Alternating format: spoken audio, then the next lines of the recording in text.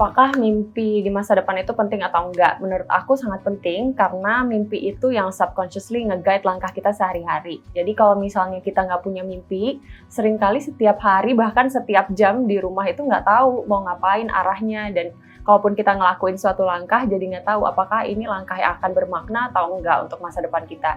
Jadi mimpi itu menurutku sangat penting dan harus dimiliki oleh semua orang.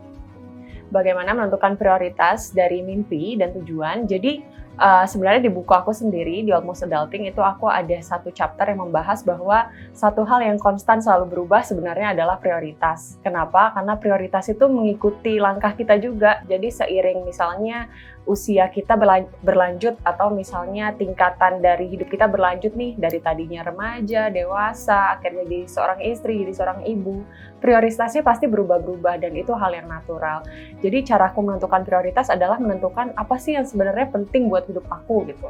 Waktu aku remaja misalnya, mungkin kehidupan dengan teman itu yang paling penting dan itu prioritas utama aku. Tapi misalnya ekstrimnya sekarang udah jadi ibu, prioritas utama aku adalah ya anak aku gitu. Kehidupan sosial menjadi sesuatu yang di bawahnya. Jadi menurutku itu sih cara paling penting menentukannya adalah apa sih yang paling matters di hidup kamu, dan dari situ kamu bisa mulai menentukan langkah mana yang perlu didahulukan, mana yang perlu di nanti aja, di plan nanti, atau bahkan mana yang harus di let go. Pengalaman mengubah prioritas. Jadi sebenarnya aku cukup struggling sih awalnya dalam mengubah prioritas gitu, terutama waktu level hidup aku ganti. Misalnya kayak dulu waktu masih single gitu ya, kemudian akhirnya menikah. Itu nggak banyak prioritas yang berubah karena ternyata aku pun masih bisa kuliah S2 misalnya dengan mengorbankan ya aku harus long distance marriage gitu. Tapi waktu udah punya anak, memang terasa sekali apa yang penting itu benar-benar berubah gitu. Dan aku cukup kesulitan karena aku merasa di satu sisi aku agak susah mengorbankan apa yang masih jadi ambisi aku gitu. Tapi di satu sisi yang lain aku tahu ambisi aku itu kalah pentingnya sama waktu aku dengan anak aku. Jadi caraku akhirnya bisa mengubah prioritas adalah dengan aku banyak ngobrol sama orang yang mungkin sudah pernah mengalami dan banyak research juga, dan akhirnya untuk stop memikirkan hal-hal yang sebenarnya nggak penting gitu. Tujuan aku punya ambisi banyak tuh apa sih? Pengen sekedar pengen sekedar climbing aja atau sebenarnya itu tujuan yang penting. Jadi setelah aku melakukan ya kayak kontemplasi sendiri, akhirnya aku memutuskan bahwa to-do list itu nggak harus banyak, ambisi nggak harus banyak, tapi dipilih aja mana yang paling penting supaya nantinya nggak akan nyesel gitu. Udah capek-capek menyibukkan diri dengan hal-hal yang sebenarnya nggak terlalu penting buat hidup kita.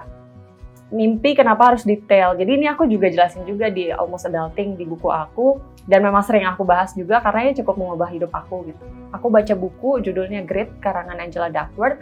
Jadi di situ memang menjelaskan tentang hierarchy of goals. Gimana kalau kita punya tujuan hidup, tapi nggak kita breakdown jadi tujuan-tujuan yang lebih kecil, itu jadinya tujuan yang klise aja. Misalnya kita mau jadi ya gampangnya jadi dokter gitu. Tapi kemudian tujuan-tujuan kecilnya apa? Misalnya berarti harus masuk sekolah kedokteran dulu dong pastinya. Terus mau masuk sekolah kedokteran ya berarti harus belajar dulu dong buat SNMPTN misalnya. Jadi harusnya tujuan besar yang klise dan terasa jauh itu diubah menjadi, di breakdown jadi tujuan lebih kecil sampai menjadi to-do list, sehingga kita jadi tahu langkah konkretnya tuh harus ngapain sih untuk mencapai tujuan paling besar di atas itu. Nah, jadi kalau yang menginspirasi aku untuk membreakdown goals tersebut ya pastinya penulisnya sendiri, yaitu Angela Duckworth, seorang psikolog dan juga penulis international bestseller dari Grit. Peran mimpi sejauh ini di hidup aku ya, kayaknya sepertinya itu yang bikin aku terus berlangkah maju gitu ya, karena semua yang aku lakukan awalnya dari mimpi yang rasanya jauh banget, tapi dengan akhirnya grit, perseverance, dengan keinginan aku yang kuat untuk mencapai mimpi itu akhirnya tercapai satu persatu gitu. Bahkan waktu aku kecil, itu dari kecil orang tua aku, ibu aku tepatnya selalu bilang pengen anaknya satu yang jadi penulis gitu, dan itu subconsciously tertanam sampai akhirnya nggak nyangka pas udah di umur sekarang akhirnya terwujud juga mimpi yang nggak pernah aku benar-benar pikirin itu.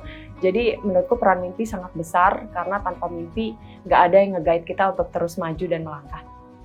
Halo, saya Nadira Afifa, seorang dokter dan penulis buku berjudul Almost Adulting. Terima kasih sudah menonton episode ini. Saksikan episode-episode selanjutnya di Great Mind, dan kalian juga bisa tanya langsung ke aku melalui Instagram @NadiraAfifa.